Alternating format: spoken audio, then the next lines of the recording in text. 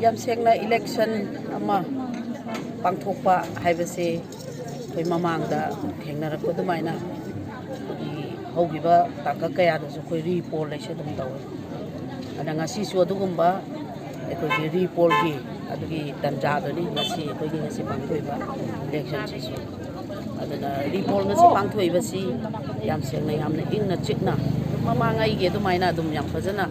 ekoi gi pangthui haiba tare hoje hoje chu horen loiba phawda dum fajana ingna chikna dum election si loigani haibagi thajaba du thami su thoidokpa kaiba lakani haibagi mami ute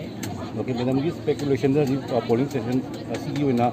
BJP gi hata re ko yo vote masing ji kya mu speculate to ge ko ya mu kan tong ni hama exact koina masing yamna hekta exact figure haidraga su